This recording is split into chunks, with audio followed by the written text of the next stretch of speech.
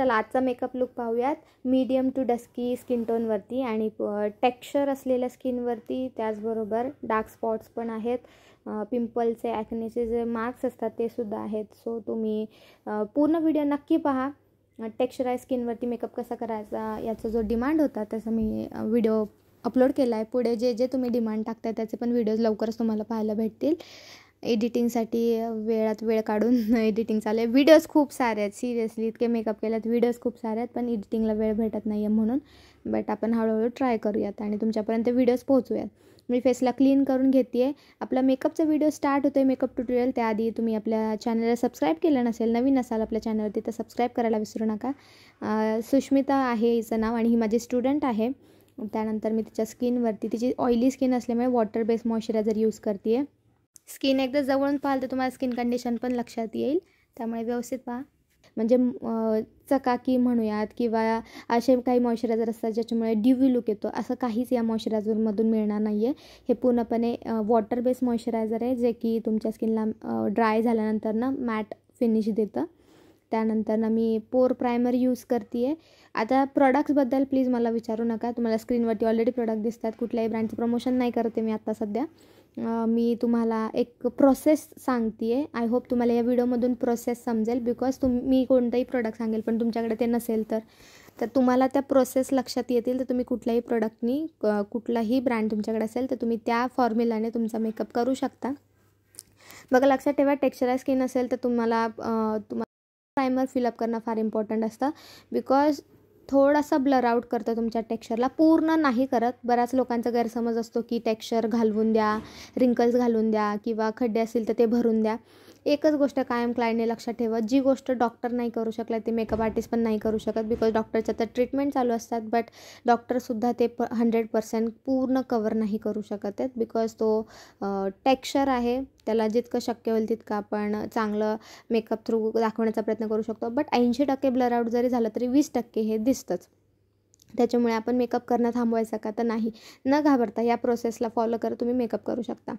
मी पोर primer fill up केल्यानंतर तिने तिच्या स्किनला हात लावून पाहिला होता. खूप मऊ अशी स्किन तिला वाटत होती, पण मऊ स्किन वाटली म्हणून टेक्स्चर गेला असं नाही आहे. हा गैरसमज मनातून काढून टाका. आता ज्या प्रकारच्या लाईट्स वापरल्या जातात किंवा ज्या प्रकारचं व्हिडिओ क्रिएट केला जातो, जे अँगल्स घेतले जातात, त्याच्यामध्ये ते टेक्स्चर अजून कमी दिसतात. आणि तेच तुम्ही जर बिगिनर असाल तर तुम्ही ते व्हिडिओजमध्ये किंवा तुम्ही तुमच्या व्हिडिओ रेकॉर्ड करताना त्या लाईट्स वापरत नाही किंवा नॉर्मल लाईटमध्ये ते अजून जास्त दिसून येतं. सो तुमचा क्लायंट तुमच्याशी कम्पेअर करतो की या आर्टिस्टचं मी पाहिलं, त्यांचं का दिसत नाही आणि तुझा मेकअप का असा दिसतोय. सो मे बी तुम्ही लाईट प्रॉपर नसेल वापरत म्हणून असं होऊ शकतं. मी स्किनला करेक्ट करून घेतले. आता इथे तिच्या मानेचा कलर पहा, ऑलरेडी फेअर आहे स्किनपेक्षा. तर इथे तुम्हाला खूप कन्फ्युजन होतं की बाबा मानेसारखा चेहऱ्याचा कलर करायचा की चेहऱ्यासारखा मानेचा. आता मान ऑलरेडी फेअर असेल तर मानेसारखा चेहऱ्याला आपण कलर देऊ शकतो, जेणेकरून मान आणि चेहरा दोन्ही एकसारखा दिसेल. बट समटाईम्स जर मान तुमची खूप जास्त फेअर असेल आणि तुम्ही चेहरा काळपट केला तर ते ऑलरेडी मॅच होणार नाही आहे. सो ट्राय करा की जे चांगलं दिसेल ते करण्याचा प्रयत्न करा, बिकॉज क्लायंटला खूप जास्त डस्की टोन नाही आवडत आणि खूप जास्त फेअर पण नाही आवडत.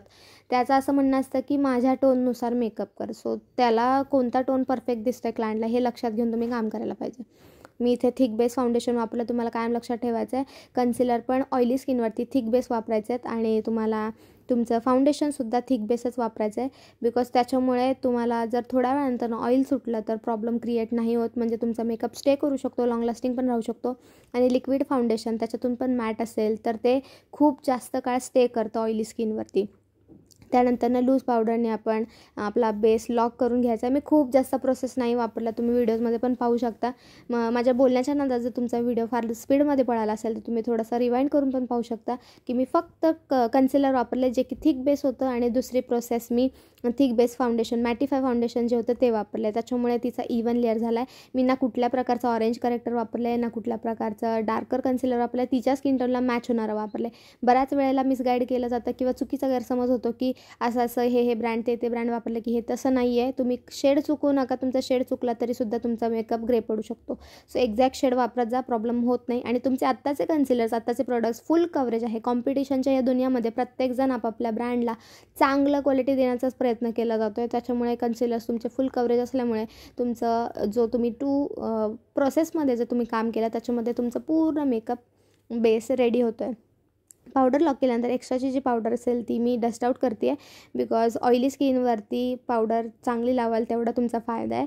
आत्ता मेकअप केल्या मे बी ते मॅटिफाय ड्राय दिसू शकतं, बट जेव्हा थोड्यानंतर तुम्ही वेदरमध्ये जाता, उन्हामध्ये थोडाफार जाता, थोडासा घाम येतो तुम्हाला, तेव्हा तो मेकअप फार सुंदर सेट झालेला असतो.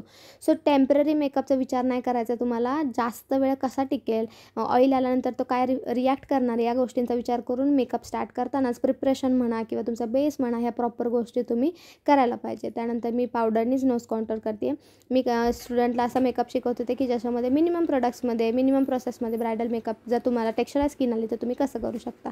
सो मी इथे पावडर लॉक केल्यानंतर सगळ्या गोष्टी तुम्हाला पावडरच वापरायच्या असतात. एकदा का तुम्ही पावडर लावलं तर त्याच्यावरती क्रीम तुम्ही लावाल तर ते तुम्हाला खूप प्रॉब्लेम क्रिएट करू शकतो. आणि त्यात तुम्ही जर बिगिनर असाल तर खूप जास्त डस्की स्किन असताना तुम्हाला लक्षात घ्यायचं आहे की खूप जास्त पिंकिश किंवा फ्रंकी पिंक कलर असले काही कलरचे ब्लशेस वापरायचे नाही. तर वॉर्म कलरचे ब्लशेस तुम्ही यूज करू शकता. फॉर एक्झाम्पल ऑरेंज टाईपमध्ये असेल, पण ते पण फ्रंकी ऑरेंज नाही, वॉर्म ब्राऊन आणि ऑरेंज मिक्स करून तशा टाईपमध्ये तुम्ही यूज करू शकता. मी आता इथे फेसला छान असं कॉन्टूर करते बिकॉज तिचं ऑबलॉंग फेस आहे. आणि तुम्ही पाहू शकता गरजेचं नाही की हर वेळेला तुम्ही क्रीम कॉन्टूर करायला पाहिजे. बऱ्याच क्लायंटचे वेगवेगळे डिमांड्स असतात. कोणाला 3D गोष्टी आवडतात, कोणाला 3D गोष्टी नाही आवडत. आता हे 3D काय असतं, बरेच जण म्हणतात की 3D मेकअप नसतो, 3D टेक्निक असतात. जे तुमचं नाक जाड असेल तर त्याला असं शार्प दाखवणं, किंवा फेस जर तुमचा ओवलमध्ये नसेल, तुमचा जाड फेस असेल, चुबी असतील तर तिथे थोडेसे डायमेन्शन क्रिएट करणं, 3D डायमेन्शन क्रिएट करणं, ह्या 3D टेक्निक झाल्या. आणि प्रत्येक मेकअपला त्या 3D टेक्निक वापरण्याची गरज नसते. जिथे टेक्स्चर असतो तिथे हायलायटर नाही वापरायला पाहिजे, पण ज्या ठिकाणी स्किन तुमचं सरफेस स्मूथ आहे त्या ठिकाणी तुम्ही हायलायटर यूज करू शकता आणि तुमच्या चेहऱ्यावरती थोडासा ग्लो पण दाखवू शकता. बिकॉज आफ्टर ऑल क्लायंटला पूर्ण मॅटिफाय मेकअप नाही आवडत. त्याच्यामुळे तुम्ही हा थोड्या प्रमाणात तुमचा हायलायटर ज्या ठिकाणी टेक्स्चर तुमचा क्लिअर आहे त्या ठिकाणी तुम्ही यूज करू शकता. बाकीच्या टेक्स्चराईज असलेल्या स्किनवरती किंवा तो जो पार्ट आहे जिथे खरबुडीत त्वचा असेल त्या ठिकाणी तुम्ही ते नाही वापरायला पाहिजे. अगदी मराठी भाषेत समजेल असा हा व्हिडिओ मी बनवला आहे, बिकॉज माझा क्राऊड जो आहे तो मराठी भाषेत समजणारा आहे. त्यानंतर वेळ न वाया घालवता मी आयब्रो डिफाईन करायला घेते. आयब्रो डिफाईन करताना बऱ्याच मुलांची चूक होते. ते काय करतात, स्टार्टिंगलाच एकदम आयब्रो जिथून स्टार्ट होते तिथेच एकदम डार्क कलर लावतात आणि मग जेव्हा आयब्रो संपत येते तिथे तो ब्रशचा कलर लाईट फेंट झालेला असतो आणि मग एंड्स त्यांचे फेंट दिसतात आणि इनर कॉर्नर त्यांचा खूप डार्क दिसतो. तर आयब्रो क्रिएट करणं ही एक सुंदर अशी कला आहे आणि ती तुम्हाला कुठलाही व्हिडिओ बघून किंवा कुठलेही इन्स्ट्रक्शन्स ऐकून नाही जमत. तुम्हाला त्याची प्रॅक्टिस करावी लागते योग्य गायडन्समध्ये, तेव्हा तुमचे आयब्रोज खूप सुंदर हे होतात. बरेच जण वालं आयब्रो डिफाईन करायला घाबरतात बिकॉज ते खूप जास्त डार्क दिसतं. बट क्रीमनी तुम्ही जर आयब्रो डिफाईन करत असाल तर त्याची फिनिशिंगच वेगळी असते. पण क्लायंटवरती तुम्ही पावडरनी पण करू शकता, बट क्रीमनी पण यायला पाहिजे. तुम्ही आर्टिस्ट असाल तर तुम्ही कुठल्याच गोष्टीला घाबरल्या नाही पाहिजे. क्रीम तर क्रीम, पावडर तर पावडर, नाही आहे काही तर आय शॅडो ठीक आहे. कशातून तरी काही ना काहीतरी क्रिएट करून तुम्ही तो लुक क्रिएट करताच आला पाहिजे. आणि आर्ट यालाच बोलतात. तुमच्याकडे काही गोष्टी नसेल तरी पण तुम्ही त्याचं जुगाड करून तुम्ही तसा लुक क्रिएट करण्याचा प्रयत्न कराल तरच तुम्हाला एक आर्टिस्ट म्हणून लोक ओळखतील. बिझनेस कसा आहे की कमीत कमी वस्तूंमध्ये जास्तीत जास्त तुम्हाला इन्कम करता आली पाहिजे. सो ह्या सगळ्या गोष्टींचं नॉलेज मी माझ्या क्लासमध्ये तर ऑलरेडी स्टुडंटला देतच असते. आय होप तुम्हाला माझ्या व्हिडिओजमधनं पण खूप काही शिकायला मिळत असेल. मी जे बोलते आहे, जे मी तुम्ही पाहताय डोळ्यांनी आणि कानांनी ऐकताय, याच्यातून तुम्हाला बऱ्याच आयडियाज येत असतील. तुम्ही ते पाहू शकता की मी कन्सिलर लावून खूप छान पद्धतीने आय मेकअप स्टार्ट केला आहे. ब्राऊन कलर यूज करते बिकॉज डस्की स्किन असेल तर जास्तीत जास्त ब्राऊन कलरचा यूज तुम्ही करत जा. जास्त पिंक कलर किंवा जास्त फ्रंकी कलर्स यूज करणार, निऑन कलर्स असे काही यूज कराल तर ते तुमच्या क्लायंटला सूट होणार नाही आहे. त्यांच्या चेहऱ्यापेक्षा तो कलर काहीतरी जास्तच भडक दिसेल, वेगळा फ्रंकी दिसेल. त्याच्यामुळे तुम्ही ब्राऊन कलरमध्ये जितक्या जास्त जाल डस्की स्किनवरती तितकं सुंदर तुमचं लुक येणार आहे. त्यानंतर तुम्ही पाहू शकता की या आय मेकअपमध्ये मी कोणत्या प्रकारच्या आईसच्या टेक्निक यूज केला ते तुम्ही कमेंट करून मला सांगणार आहे. तुम्ही जर माझे स्टुडंट असाल आणि तुम्ही हा व्हिडिओ पाहत असाल तर तुम्हाला आय मेकअप कळत असणार आहे. कोणत्या टेक्निक मी यूज करते हे सुद्धा तुम्हाला कळत असेल. या आय मेकअप करताना ज्या पण काही मुवमेंट्स होतात या प्रत्येक मुवमेंट्सची वेगवेगळी नावं आहेत आणि त्या टेक्निकला काय बोलतात हे माहिती असणं फार इम्पॉर्टंट आहे. बिकॉज जेव्हा तुम्ही इंटरनॅशनल क्लासेसला जाता तेव्हा तुम्हाला कोणीही 1 आणि 2 दिवसामध्ये अगदी फोडून सांगण्यात का त्यांच्याकडे वेळ नसतो. बट त्यांचा आर्ट खूप हाय लेवलचं राहतं. तुम्हाला बघूनच ती गोष्ट प्रोसेस काय चालली ही माहिती असणं फार गरजेचं असतं. बिकॉज 1-2 दिवसामध्ये फक्त लुक शिकवून होतात. एकदम इन डिटेलमध्ये तुम्ही जे म्हणताय ते शिकवण्यासाठी तितका वेळही नसतो. मग इंटरनॅशनल क्लासेस कोणी करावं ज्याचं हे बेसिक टू ॲडव्हान्स क्लिअर झालं आहे किंवा समोरचा माणूस काय करतो आहे हे तुम्हाला एक्सप्लेन न करता जर समजत असेल तर तो क्लास तुमच्यासाठी आहे. तुम्ही आय मेकअपचे व्हिडिओज पाहता बट तुम्हाला सेम तसं आय मेकअप क्रिएट करता येत नसेल तर याचा अर्थ तुमचं बेसिक नॉलेज क्लिअर नाही आहे. समोर चाललेल्या मुवमेंट त्याचे असलेली नावं त्या टेक्निकला काय म्हणतात हे सगळं इम्पॉर्टंट आहे तुमच्यासाठी जर तुम्ही आर्टिस्ट असाल तर. लोअर स्मजिंग करणं पण तितकंच इम्पॉर्टंट आहे जितकं तुम्ही आयलिडवरती आय मेकअप करताय तितकंच इम्पॉर्टंट आहे. आय मेकअप करताना खाली आयशॅडो पावडर पडू नयेत म्हणून मग खूप सारे प्रॉब्लेम्स जे तुम्हाला येतात आयशॅडो खाली पडल्यानंतर ना त्याच्यासाठी पण बरेच उपाय असतात. तुम्ही व्हिडिओमध्ये पाहू शकता की थोडीशी ऑलरेडी लूज पावडर जर खाली असेल तर तुमचा आयशॅडोज पावडरवरती पडून तुमचं जो आयशॅडो खाली फॉलआउट होतो आहे एकतर फॉलआउट व्हायलाच नाही पाहिजे. तुमची आयशॅडो पिकअप करण्याची प्रोसेस एकदम बरोबर पाहिजे. जर नसेल तुमचं अजूनही फॉलआउट होत असेल तर तुम्ही लूज पावडर टाकून ठेवू शकता किंवा ऑइली स्किन असेल तर बेकिंग करून ठेवू शकता. तर हे बेकिंग काय परत आयशॅडो कसे खाली पडत आहेत किंवा का नाही पडायला पाहिजे या सगळ्या गोष्टींची उत्तरं तुम्हाला आमच्या क्लासेसमध्ये मिळतातच. तर कधी पण लोअर स्मजिंग पहिलं करायचं बिकॉज त्याच्यामुळे काय होतं वरती तुमचं जे लायनर लागते ते लागणार नाही. लोअर स्मजिंग पहिलं करून घेता ते एक तुम्हाला आयडिया मिळते की कुठून कोणत्या अँगलपर्यंत विंग लायनर काढायला ज्या टेक्निक्स आहेत त्याचा तुम्हाला खूप जास्त फायदा होतो. सो माझी ही टेक्निक तुम्हाला आवडली असेल तर हे नक्की कमेंट करून सांगा. माझे व्हिडिओज तुम्हाला हेल्पफुल वाटतात का हे सुद्धा कमेंट करून नक्की सांगा. बघता बघता माझा आय मेकअप होत आलेला आहे. बघा आता मी तुम्हाला विंग लायनर कसं क्रिएट करते हे एकदम ओपनली दाखवते. कुठलाच व्हिडिओ कट नाही करत. याच्यामध्ये तुम्ही प्रॉपर वेने पाहू शकता की मी माझं विंग लायनर कसं क्रिएट करते. जेल लायनरने जास्त फिनिशिंग येते त्याच्यामुळे मी जेल लायनर यूज करण्याचा ट्राय करत असते. लिक्विड लायनर ऑन क्लायंट ठीक आहे स्पीडमध्ये काम होऊन जातं बट जेव्हा तुम्ही फिनिशिंगवाले एखादी गोष्ट आता मी माझ्या स्टुडंटला एकदम फिनिशिंगमध्ये एकदम हर एक चीज खूप जास्त फिनिशिंगमध्ये कशी करता येईल याचा प्रयत्न करत असते शिकवण्याचा. तुम्ही पाहू शकता तुम्हाला इतका छान व्हिडिओ मी शेअर केला तरीसुद्धा तुम्ही जेव्हा प्रॅक्टिस करता तरीसुद्धा तुम्हाला अडतं. त्याचं मेन कारण आहे की विंग लायनर लावण्याच्या पण काही टेक्निक्स आहेत आणि ते थेरिकली जेव्हा शिकवलं जातं तेव्हा तुमचे दोन्ही साईडचे विंग लायनर एकसारखे येतात. बऱ्याच वेळेला असं होतं की विंग लायनर तर आहेत त्याचं यूट्यूबला व्हिडिओ तर पाहिला आहे आणि मग ट्राय करत होतं तेव्हा वेगळंच वाकडं तिकडं काहीतरी होतं. तर त्याचे अँगल्स त्याचे तुमचं घेण्याची क्वांटिटी किंवा तुमच्या ब्रशचे शेप कुठून कुठपर्यंत गेलो पाहिजे या सगळ्या गोष्टी फार मॅटर करतात आणि तो कुठलाही व्हिडिओ पाहून तुम्ही त्याचा अंदाज नाही लावू शकत. तो एखाद्या क्लासेसमध्ये तुम्हाला इन डिटेलमध्ये पाहून एक्सप्लेन करून आणि तुमच्याकडून जेव्हा करून घेतलं जातं तेव्हाच तुम्हाला ती गोष्ट खूप चांगल्या पद्धतीने समजू शकते. मी स्टुडंटला हर एक गोष्टीचं बारकाईने का सांगत असते बिकॉज मी जेव्हा फ्रेशर होते ना तेव्हा मला या गोष्टी माझ्या डोक्याच्या वरतून एरोप्लेन गेल्यासारखं वाटायचं. सो मी समजू शकते की हर एक गोष्ट किती अवघड असते एका फ्रेशर स्टुडंटसाठी. सो मी त्या प्रत्येक गोष्टीचा विचार करून स्टुडंटला छोटी छोटी गोष्ट एकदम सोप्या पद्धतीने करून सांगत असते. जे काही मी इंटरनॅशनल क्लासेस केलेत त्याच्या छोट्या छोट्या गोष्टींचं हेल्प मला स्टुडंटला शिकवायला खूप जास्त होते.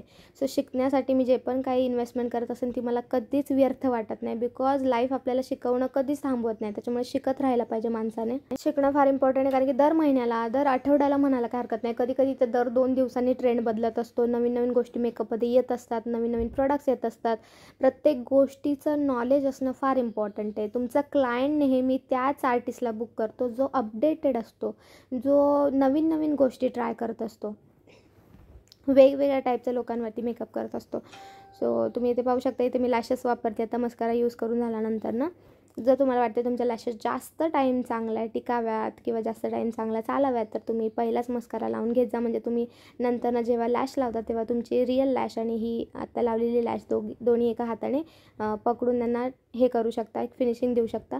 नंतर तुम्ही अप्लाय कराल तरी पण चालतं बट ही माझी टेक्निक आहे. मला पहिल्या लॅशेसला मस्कारा लावायला आवडतो त्याच्यामुळे माझ्या लॅशेस खूप चांगल्या चालतात.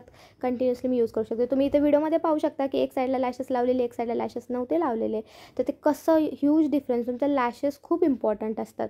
तुमचे लॅशेस तुमचा पूर्ण लुक बदलतात. माझ्या ब्रँडच्या लॅशेस आहेत म्हणून मी असं म्हणत नाही आहे पण तुम्ही कधी पण मेकअप नोटीस करा कोणाचा पण तुम्ही मेकअप केल्यानंतर तुम्ही लॅशेस नाही लावलं ना असं वेगळंच काहीतरी दिसतं. म्हणजे ना असं वाटतं की काहीतरी अधुरं आहे पण जेव्हा लॅशेस येतात तेव्हा तुम्ही एक वेगळाच लुक म्हणजे असं ना डोळ्याचे पहावेसे वाटतात क्लायंटचे असं वाटतं. त्यानंतर मी लिपस्टिक यूज करते आहे. लिपस्टिक लावण्यासाठी मी लिप लायनर यूज करते आधी. आता मी लिप्सच्या साईडला एवढा बिंदास हात लावला आहे. बऱ्याच वेळेला असं होतं की आपण बेसला हात पण लावू शकत नाही, इतकं म्हणजे तुम्ही घाबरता तुमच्या बेसला हात लावण्यासाठी. याचा अर्थ तुमची पावडर लॉकिंगसुद्धा प्रॉपर नाही आहे. पावडर लॉकिंग करायला तेच पोरं घाबरतात ज्यांचं प्रॅक्टिस प्रॉपर झालेली नाही आहे. सो मी एकच म्हणेल, तुमचा टीचर कितीही चांगला शिकवायला असला ना तरी पण तुम्ही जर प्रॅक्टिस केली नाही ना तर त्या टीचरच्या शिकवण्याला शून्य अर्थ होऊ शकतो. त्याच्यामुळे जितकं तुमचा टीचर भारी शिकवते तितकीच तुमची प्रॅक्टिस करणं पण फार इम्पॉर्टंट आहे. आता ज्याच्याकडे काहीच नसतं तो पण प्रॅक्टिस करतो, पण एक टेक्निकली प्रॅक्टिस करण्याला फार इम्पॉर्टंट असतं. बिकॉज हार्डवर्क सगळे करतात, बट टेक्निक घेऊन जो स्मार्ट वर्क करतो तो जास्त पुढे जातो. तुम्ही ते पाहू शकता, लिपस्टिकचा शेडसुद्धा मी ब्राऊन टोनमध्येच ठेवला आहे बिकॉज डस्की स्किन असेल. आता ही पूर्ण पण डस्की नाही आहे, पूर्ण डस्की असती तर कंपल्सरी मी ब्राऊनच पूर्ण शेडमध्ये गेली असती. हिचं कसं मीडियम टू डस्कीमध्ये आहे आणि टेक्स्चराईज असल्यामुळे तुम्ही पाहते व्हिडिओमध्ये आईज आले, लिप्स आलं तर ते टेक्स्चरवरती लक्ष पण जात नाही. इतक्या वेळ तुमचं लक्ष आईजवरती, आता जे चाललं लिप्सवरती, नोजवरती, हायलायटरवरती, फोरहेडवरती तिथेच आहे. तुम्हाला असं कुठे वाटतं का की टेक्स्चर होतं? तुम्ही जर बिफोरचा व्हिडिओ पाहिला तर बिफोरचं स्किन तुम्ही पाहू शकता, टेक्स्चर तुम्हाला एकदम क्लिअरली विजिबल होतं आहे. आणि हा तुमचा आफ्टर मेकअप व्हिडिओ आहे आणि तुम्ही पाहताय स्टार्टिंगपासून आत्ता तुमच्यासमोरच प्रोसेस केलेली आणि एक एक स्टेप जशी चढत गेली तसा रिझल्ट तुम्हाला पाहायला मिळतो आहे. सो तुम्ही जेव्हा तुमचं आय मेकअप प्रॉपर करता, लिपस्टिक प्रॉपर करता, नोज कॉन्टर म्हणा, ब्रॉन्झिंग म्हणा, हे सगळ्या गोष्टी प्रॉपर करताना तेव्हा तुमच्या टेक्स्चरवरती जास्त क्लायंटचं लक्ष पण जात नाही. आफ्टर ऑल क्लायंटला फिनिशिंग हवी असते. शेवटी तुम्ही काय लुक क्रिएट केला हे महत्त्वाचं आहे. अनइवन टेक्स्चर आला, पोर्स असले किंवा काहीही असलं तरी पण तुम्ही त्या मेकअपपासून थोडी ना पळू शकता. तुम्ही बिफोरचं पहा आणि आफ्टरचा हा लुक पहा. साऊथ इंडियन लुक डेमो दिला होता मी आणि हा आय होप तुम्हाला आवडला असेल. चला भेटूयात पुन्हा एकदा नव्या व्लॉगमध्ये. तोपर्यंत बाय बाय, टेक केअर.